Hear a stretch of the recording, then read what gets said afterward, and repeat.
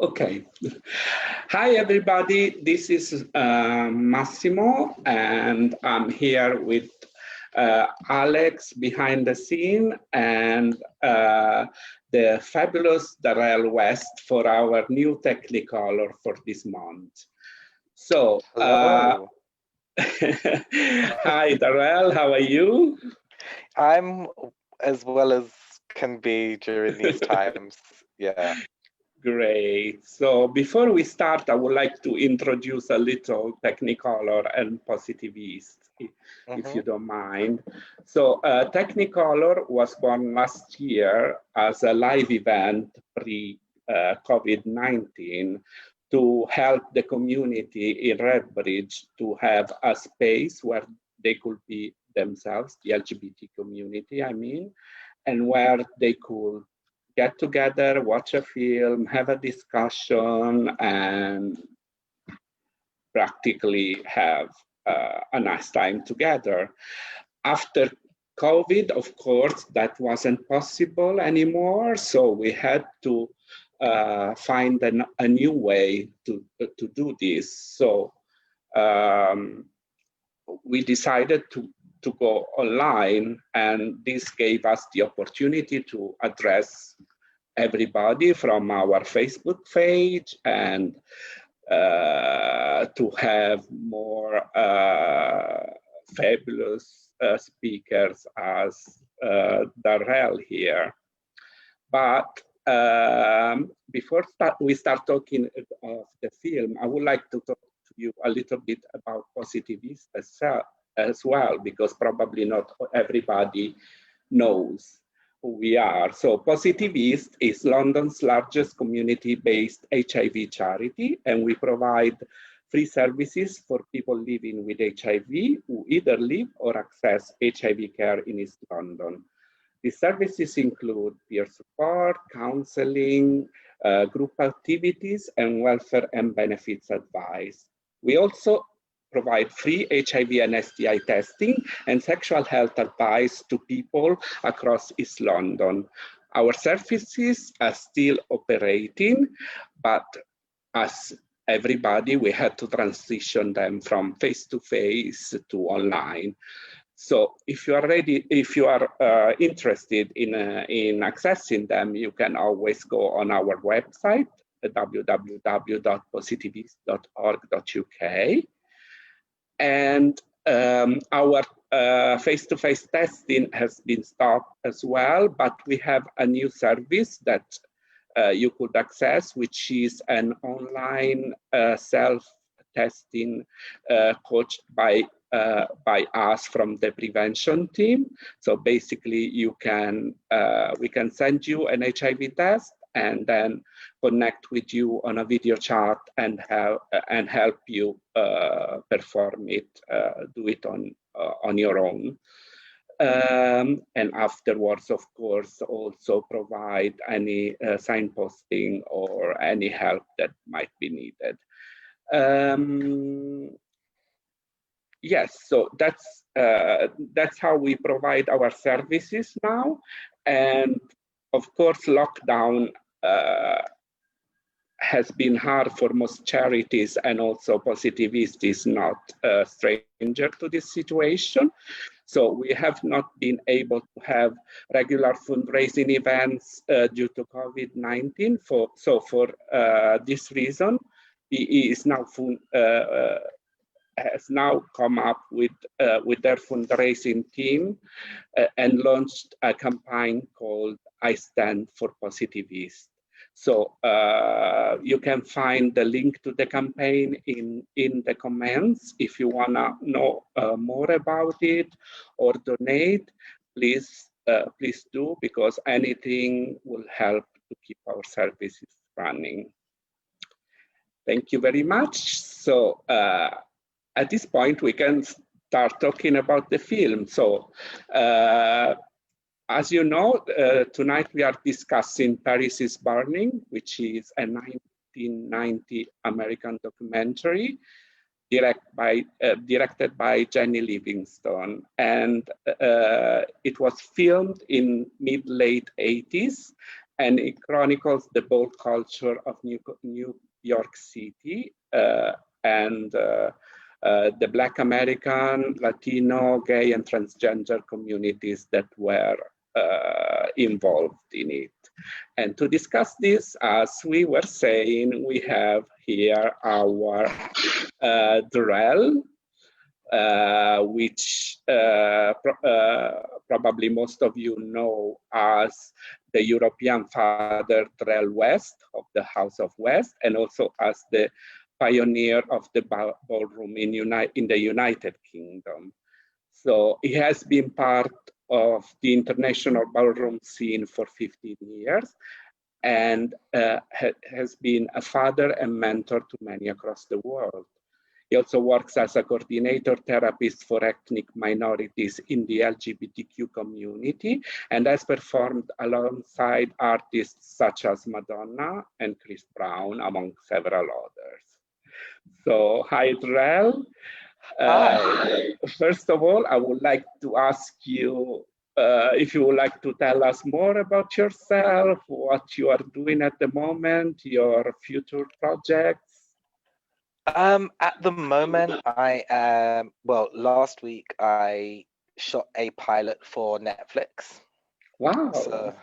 So if that gets the green light, then I will be acting in a Netflix series at the beginning of next year. And I'm currently writing my own series as well for another TV site. I can't say which one yet. Okay. But yeah, so I've just been doing a lot of writing because I've realized that stories of POC queer people are not actually being told from a UK perspective anyway. So I've just been doing a lot of writing and pitching my scripts to different television companies. So hopefully that will be my next avenue. Hopefully we will be talking about that in one of our future Technicolors. You will. That will be great. I'm looking forward to that. So let's go back to Paris is Burning. So we saw in the documentary that this has been an inspiration for many shows that came after that, like this TV series Pose, and not least RuPaul Drag Race, and all the slang that we see used in RuPaul Drag Race is exactly as it was in the documentary that, of course, came first. So we are also seeing the younger generation starting to use this kind of slang like massively. So it's starting to become part of the mainstream culture. So what I would like to ask you is, how important do you think is the ballroom scene in our contemporary LGBT plus culture? I think it's so important, and as you said, it was highlighted in things like Pose, and what a lot of people didn't realize is that a lot of the storylines that were in Pose were mirroring lives of people in real life. So, for example, Dorian Corey, who's in Paris is Burning, and she's one of the central figures. She's getting ready in the mirror for most of it, and she's talking about how ballroom changes. When she died in 1993, it was her who, when they were clearing her house, they found a dead body in her wardrobe. Oh, yeah. Yeah. It's the same as it happens in the... So yeah, that's where they got that storyline, and then yeah, like, but I mean, it's done so well. I mean, yeah, I speak to even straight people, and they're using the language as well and I'm like, oh, okay, like. Yeah. I mean, it's like in the schools now, you all you hear is, oh, shade and things like Shade, that. yeah, absolutely. And it all comes from Paris is Burning, because we never Yeah, heard of that before. So yeah, I think you're, it's definitely just crossed all borders. So that's amazing. yeah, that's true. Yeah. So one thing that is very at heart for us at Positivist is that the ballroom scene was very prominent in the 80s, at the time when the HIV pandemic was at its highest, and provided underrepresented segments of our community, like queer people of color and trans people, with a network where they could support and help each other.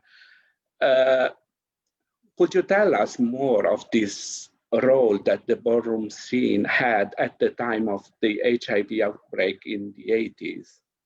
Yeah, I mean, as well as Ballroom providing a safe space for Black and Latin queer people, um, it was a hub for sexual health awareness. So most balls, even the ones that do take place nowadays, were built on the foundation of you had to be involved in activism as well. So as well as the ball happening, there would be on-site testing, there would be materials, there would be outreach. Some people would be helping food banks and delivering food to those that couldn't go get the food themselves. So we really were about being a part of that community, and we still are about being a part helping our community, because we have Yeah, to. yeah. I mean, yeah, that's a great important part of the ballroom scene, because it's fabulous, but it's also like so important as a Hmm. support for people. It has so many meanings in it that, yeah, I'm just uh, so so happy to talk to you about No, this. it really is amazing. Like, the largest ball that takes place worldwide is the Latex Ball in New York, Mhm. and that's all built on sexual health. Um, They're partnered with GMHC, so the Gay Men's Health Crisis, and they've been working with them since the 80s, and they hold this ball annually, and they still do to this year. So yeah, I don't know how it's going to be this year with Yeah, everything. that's one of my questions actually. I don't know how it's going to be this year, but there have been a few balls in the past 2 and 3 weeks across US and in Paris. Um, I don't think it's safe enough to have them in this country as yet. So we haven't Yeah, we seen haven't also the rising of the cases of the last weeks. It seems a little bit, yeah, so unfortunately. we haven't gone ahead with planning. Anyway, we were saying that the house structure was seen as a place of safety. So does it still have the same role today? What is it? Um, What is its function? yeah, I mean, the house still has the same function and hierarchy, if you will, as in the 80s. We respect the culture very much so. So you would have your children, you would have an overseer if you didn't live in that country, then you would have the house parents. Some houses even have godparents if they need extra support. Um, so yeah, I'm the European father, but then I also have kids in Colombia, Brazil, Costa Rica, Puerto Rico, Thailand, Russia. Wow. An international father then, not only European. Yes, yes, yes, yes, yes. Great responsibilities. A lot of responsibilities and a lot of sleepless nights because everyone's on different time zones. and I have to try Oh and yeah. speak to everybody. But I mean, it's worth it. Yeah. Great job. So, do you think that as an LGBTQ community, have we lost this sense of community and safe space that the ballroom scene provided at the time? I think we did for a period of time. Mm-hmm. I would say 2015 onwards, and then I think a positive from everything that's been happening. So I'm talking COVID, I'm talking the race riots, I'm talking the amount of trans people that have been murdered recently as well, and last year.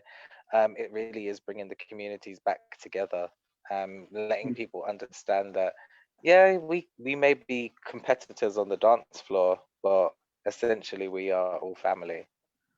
Yeah, that's great. So,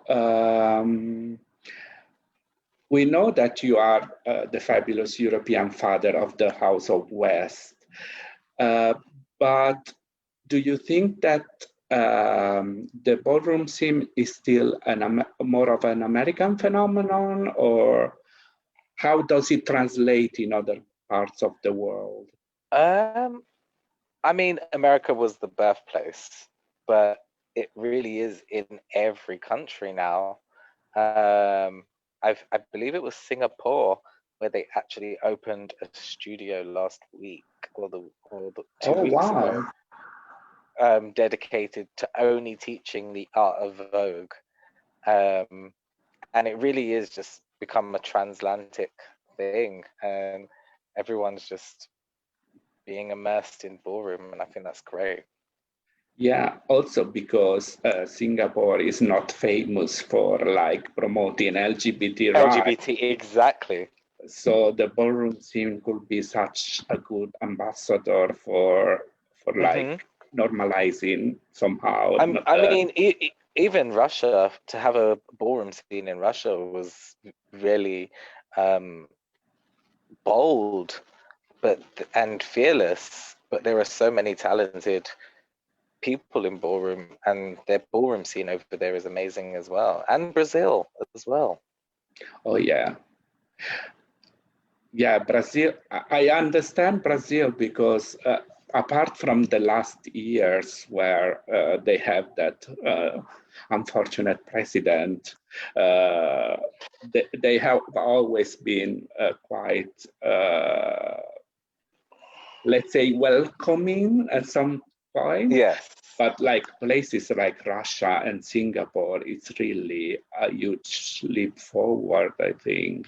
it is a leap forward, because I remember 2017 they wanted me to judge a world dance competition in Russia, but they warned me that when I come out there I would have to barricade myself in the hotel at nighttime, or I would be taken. um so I declined the offer. Well, that's quite scary, isn't it? And I stayed home. But yeah, I mean, and now we're seeing people just openly doing drag and just, Yeah, yes, and like it's so courageous of them because we take for granted that anyway here our safety is safeguarded anyway, but for them it's not that granted. I mean, absolutely. they risk their life every day. I mean, Hmm. we always hear of people disappearing from the street, the people from the LGBT community Yeah, in there. So it's really a courageous act to promote something like, it really is. yeah. So yeah, that's lovely. So we were saying that with COVID, we don't know, you don't know how things are, but let's say before COVID, was there a place or an event in London where people could experience the ballroom scene and the Um, atmosphere? Yes, so the majority of balls in London are held by myself. And I actually had one just before we went into lockdown. I had it at the beginning of March, so I got in there just in time. Just in time. And before that, there was one in Shoreditch that was a weekly on a smaller scale, so that people could come and take part and also practice. And if you'd never been to a ball before as well, then it was a good place to go as well, to see what we are about and see what we do and understand the culture in its entirety. But at the moment, I mean, nothing's really happening, but I'm also in control of the Instagram London ballroom scene. So when things start going up and running again, I'll be posting and letting people know. So yeah. So everybody keep in check London ballroom scene on Instagram if you want. Would love to see more new faces. Yeah, that would be great. So last question, what do you think is the direction where ballroom is going recently? How do you see it developing moving forward? I think the direction would be a positive one, because everyone's been inside their houses for the past 6 months. So it's going to bring a lot more people out to the forefront. I would hope that something that could be done, especially in London as well, is that we make it a more inclusive place for trans people, and take it back to the roots of the people that created ballroom and Stonewall and Pride. That would be great. But I think that we are on the right track. Oh well, it's just a shame that COVID interrupted. Yeah, it was such a upward kind of curve, right? Yeah. With all the visibility on TV and all the ballroom scene going into like mainstream. Yes, because we had Pose, then we also had Legendary on HBO, and then Netflix had their series called Visibility. So we was going in the right direction, and then COVID just put a halt on everything. Yeah, well, as I said, we're coming back stronger. Yeah, just keep checking London ballroom scene on Instagram, and you will see what will happen in the future, right? Yeah. Yeah. Okay. Thank you very much, Darrell. This was really interesting. You gave us a lot of insight in the ballroom scene, and also importantly, how we can access it here in London. So hopefully you will see a lot of people in the next balls when that would be amazing. So I would like just to conclude reminding people that if you live or work or study in East London and you need an HIV test and you feel confident in doing the self-testing kit on your own, you can always contact us and we can coach you online. And also, please go to the I Stand for Positive East fundraising campaign and donate whatever you can, because it's important to keep these services alive for the people in East London. So thank you, Drell, for being with us. And thank you. See you soon, hopefully. Yes, yes, you will. Okay, thanks everybody. Bye-bye. Okay, bye.